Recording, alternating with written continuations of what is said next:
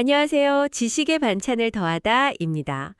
혹시 이 나이에 뭘 새로 시작해 뭐 이런 생각 때문에 좀 망설이신 적 있으세요? 오늘 이야기는요. 어쩌면 그런 생각을 확 바꿔놓을 수도 있을 것 같아요. 무려 65살에 그것도 낡은 프라이팬 하나 들고요. 미국 전역을 다니면서 결국 세계적인 성공을 이룬 남자 이야기거든요. 혹시 누군지 감 오시나요? 네, 맞아요. 그 흰색 양복에 나비 넥타이, 인자한 미소, KFC 하면 딱 떠오르는 그 할아버지, 커넬 샌더스입니다. 이 정말 흥미로운 이야기는 박경진 변호사님이 써주신 글을 바탕으로 했는데요. 이 박 변호사님 호주 외국 변호사시고 법무법인 라온이나 코레일, 또 지구촌 나눔운동 같은 여러 곳에서 자문도 하시고 심사도 하시는 아주 경험이 풍부하신 분이에요.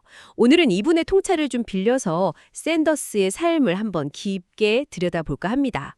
자, 그럼 커넬 샌더스의 진짜 놀라운 여정 속으로 한번 같이 가볼까요? 그의 삶에서 우리가 뭘 배울 수 있을지 먼저 성공이라는 단어부터 좀 짚어보죠. 보통 성공하면 뭐 돈, 명예 이런 거 떠올리잖아요. 근데 이 글에서는 좀 다르게 보는 것 같아요. 그렇습니다. 보통은 성공을 뭐 부나 명성 같은 걸로 이렇게 재려고 하죠. 눈에 보이는 거요. 근데 이 글에서는 그런 객관적인 지표 말고 그 너머에 있는 거. 그러니까 개인의 어떤 내면적인 만족감, 행복, 이런 주관적인 성취감을 더 중요하게 봐야 한다. 이렇게 말하고 있어요. 돈, 성공, 행복. 이 세 가지가 뭐 완전 별개라기보다는 아주 긴밀하게 연결된 친구들 아니면 뭐 새쌍둥이 이렇게 비유를 하더라고요. 어느 하나만 가지고는 좀 부족하고 이게 다 조화롭게 어우러질 때 진짜 삶이 풍요로워진다. 뭐 이런 관점이죠. 그러니까 내면의 만족, 행복이 없으면 성공해도 뭔가 좀 공허할 수 있다. 이런 말씀이시군요. 근데 성공으로 가는 길이 뭐 항상 꽃길만은 아니잖아요. 이 글에서도 또 재밌게 지적하는 부분이 있다고요. 네, 맞아요. 성공 옆에는 늘 실패라는 그림자가 이렇게 졸졸 따라다닌다는 거예요. 어쩌면 친구라기보다는 성공으로 가는 길목을 딱 지키는 좀 엄격한 문지기 이렇게 볼 수도 있겠네요. 목표를 향해 가는 과정에는 뭐 예외 없이 좌절하는 순간 진짜 다 때려치우고 싶다. 이런 유혹이 오기 마련이잖아요. 대부분은 이 문턱을 못 넘고 그냥 주저앉았거나 돌아선다는 거죠. 그런데 글쓴이는 정말 소수의 사람들만이 이 시련을 통과하고 결국 성공이라는 목적지에 도착한다. 이렇게 강조해요. 마치 뭐랄까, 채로 거르듯이 실패라는 과정을 통해서 진짜 성공할 자격이 있는 사람만 남는다. 뭐 이렇게도 볼 수 있겠죠. 성공과 실패가 진짜 동전의 양면 같은 거군요. 그리고 오늘 우리가 얘기할 커넬 샌더스가 바로 그 실패라는 문지기를 정말 수없이 만나고도 결국 통과해낸 사람인 거고요. 그의 삶 초반은 어땠는지 이걸 좀 더 자세히 봐야겠어요. 자료를 보니까 시작부터가 진짜 만만치 않았던 것 같아요. 맞습니다. 1890년 미국 인디애나주의 시골 마을에서 태어났는데요. 집안 형편이 넉넉하지 못했어요. 근데 설상가상으로 그가 겨우 5살 때 아버지가 돌아가셨어요. 집안이 더 어려워진 거죠. 5살이요? 와, 정말 어릴 때네요. 그렇죠. 그래서 어머니가 이제 가족 생계를 위해서 통조림 공장에 나가 일을 하셔야 했고 어린 샌더스가 자연스럽게 어린 두 동생을 돌보는 역할을 맡게 된 거죠. 이때 동생들 밥 해주면서 처음 요리를 했다고 해요. 이 글에서는 바로 이 시기의 경험, 그 어린 나이에 책임감을 배우고 또 요리 실력을 키웠던 게 훗날 그가 KFC라는 거대한 브랜드를 만드는데 아주 중요한 자양분이 되었다. 이렇게 분석하고 있습니다. 뭐 그때는 아무도 몰랐겠죠. 그 힘든 현실 속 작은 경험이 인생 전체를 바꿀 씨앗이 될 줄은요. 5살이면 진짜 한창 엄마 아빠 사랑받고 막 뛰어놀 나이인데 동생들 돌보면서 요리까지 정말 힘든 현실이었네요. 그 경험이 나중에 성공의 밑거름이 될 줄이야. 그럼 청소년기, 청년기는 어땠나요? 그 실패라는 문지기를 이제 본격적으로 만나기 시작했을 것 같은데요. 그야말로 파란만장했습니다. 10대 초반부터 학교 그만두고 돈 벌려고 진짜 온갖 일을 다 했어요. 기록을 보면요. 이력이 정말 뭐랄까 입이 떡 벌어질 정도예요. 농장 인부로 시작해서 전차 차장, 군대도 잠깐 갔었고요. 쿠버파견, 철도 기관차 불 떼는 일, 대장장의 보조, 증기선 조타수, 타이어 판매원, 주유소 운영. 심지어 머팍 통신 강좌 듣고 변호사 사무실에서도 잠깐 일했는데 뭐 폭력 사건 휘말려서 그만뒀고요.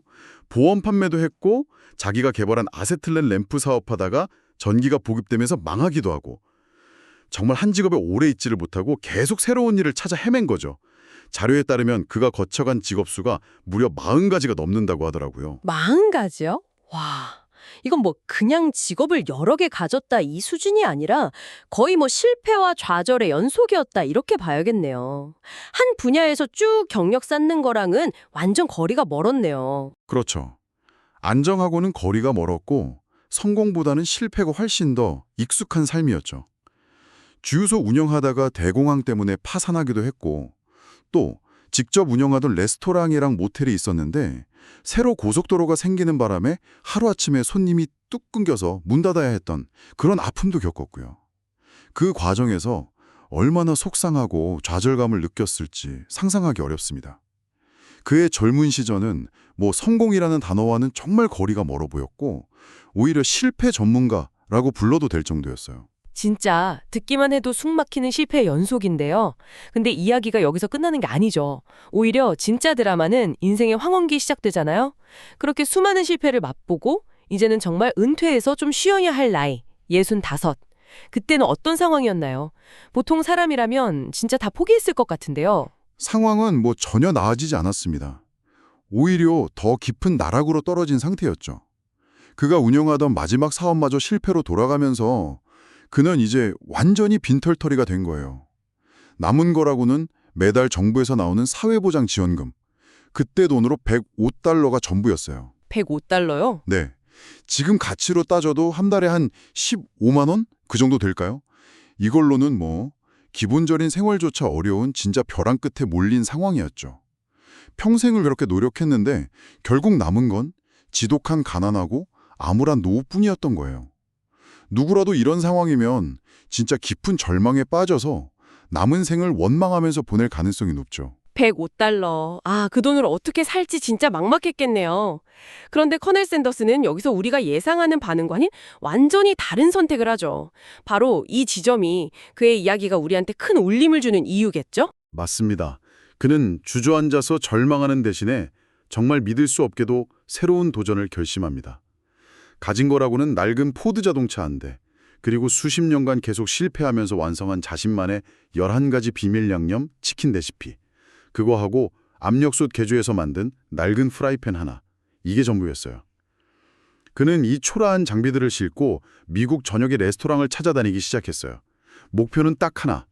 레스토랑 주인들을 설득해서 자기 치킨 레시피를 쓰게 하고 그 대가로 치킨 한 조각 팔릴 때마다 얼마씩 로열티를 받는 거. 이른바 프랜차이즈 계약을 맺는 거였죠. 65이라는 나이, 뭐 사회보장연금 받는 처지, 이런 걸 생각하면 진짜 무모해 보이기까지 하는 도전이었어요. 정말 대단한 결단력입니다. 모든 걸 잃었다고 생각할 수 있는 그 순간에 오히려 평생 갈고 닦은 자기 핵심 역량, 그 치킨 레시피 하나에 모든 걸 걸고 다시 일어선 거네요. 하지만 현실의 벽은 높았을 것 같아요. 낡은 차 타고 다니는 백발 노인이 와서 치킨 레시피 팔겠다고 하면 글쎄요, 누가 선뜻 받아들였을까요? 예상대로 현실은 냉혹했습니다. 가는 곳마다 거절당하기 일쑤였죠. 레스토랑 주인들은 그의 좀 허름한 행색이랑 적지 않은 나이를 보고 대놓고 무시하거나 제안을 뭐 말도 안 된다고 비웃었죠. 웬 늙은이가 와서 이상한 소리 하냐, 뭐 이런 반응이 대부분이었고요. 어떤 데서는 문 앞에서 쫓겨나기도 하고 어떤 데서는 치킨 맛도 안 보고 그냥 돌려보냈다고 합니다. 10번, 20번 거절당하는 건 뭐 예사였고 100번, 200번, 거절 횟수는 계속 쌓여만 갔어요. 그리고 이 글에 따르면 그가 최종적으로 계약을 하기 전까지 무려 1009번의 거절을 당했다고 합니다. 게 거절이라니. 보통 사람은 한 10번만 까여도 이건 안 되나 보다 하고 포기할 것 같은데요. 그 긴 시간 동안 어떻게 그 많은 거절의 성처를 견디고 계속 문을 두드릴 수 있었을까요? 그 힘은 어디서 나왔을까요? 바로 그 지점이 평범한 사람이랑 커넬 샌더스를 가르는 결정적인 차이점입니다. 그리고 이 글이 우리에게 던지는 가장 강력한 메시지이기도 하고요. 중요한 건 그가 1009번의 거절 앞에서 무릎 꿇지 않았다는 사실이에요. 단순히 뭐 긍정적인 마음으로 버텼다 이 차원을 넘어서요. 그는 거절당할 때마다 그냥 실망하고 돌아선 게 아니라 이번엔 왜 거절당했을까? 뭐가 부족했지? 다음엔 어떻게 설득해야 할까? 이렇게 그 이유를 집요하게 분석하고 고민했다는 겁니다. 자기 설명 방식에 문제는 없었는지, 레시피에 어떤 점을 더 강조해야 하는지, 상대방이 뭘 원하는지 이런 걸 계속 곱씹으면서 스스로를 개선해 나갔다는 거죠. 아, 즉, 실패를 좌절의 증거가 아니라 성공으로 가는 길에 필요한 데이터를 모으는 과정으로 받아들인 거예요. 실패로부터 끊임없이 배우고 그걸 다음 시도를 위한 디딤돌로 삼는 놀라운 능력을 보여준 거죠. 이게 바로 진짜 의미의 성장형 사고방식, 그로스 마인드셋 아니겠어요? 실패를 단순한 결과가 아니라 배우고 성장할 기회로 삼았다. 와, 정말 엄청난 내공입니다. 1009번의 거절은 1009번의 실패가 아니라 1009번의 학습 기회였던 셈이네요. 그런 끈질긴 분석과 개선 노력이 있었으니까 결국에는 기회가 찾아왔겠군요. 그렇습니다. 1009번의 그 스디슨 거절 끝에 마침내 1010번째로 찾아간 곳에서 운명의 문이 열렸습니다.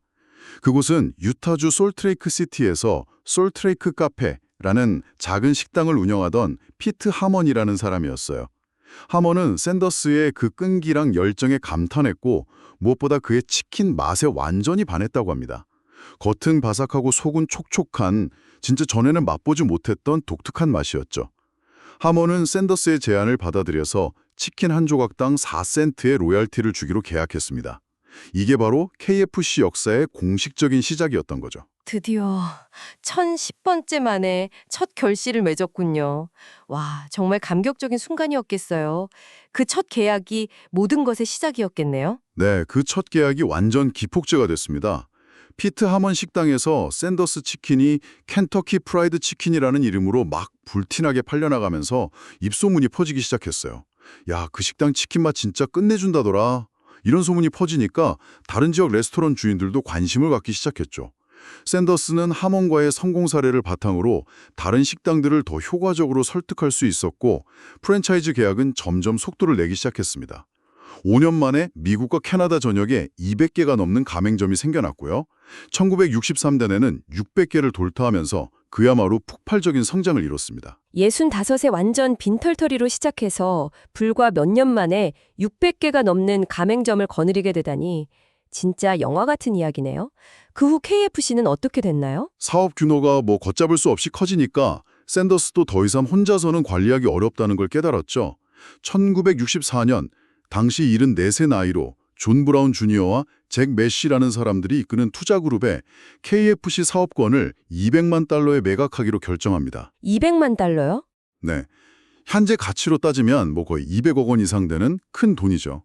물론 매각 후에도 그는 KFC의 홍보대사 역할을 계속하면서 브랜드의 상징으로 남았고요. 이 매각을 통해서 그는 평생 꿈꿔왔던 경제적 성공을 마침내 이루게 된 겁니다. 그의 이야기는 단순히 운이 좋았거나 특별한 재능 덕분에 성공한 게 아니라 수천 번의 실패에도 굴하지 않고 끊임없이 배우고 도전했던 그의 집념과 인내, 그리고 실패를 성장의 동력으로 삼았던 지혜가 만들어낸 값진 결과라는 걸 정말 잘 보여줍니다. 자, 커넬 샌더스의 이 파란만장하고도 감동적인 인생 역전 스토리를 쭉 따라와 봤는데요.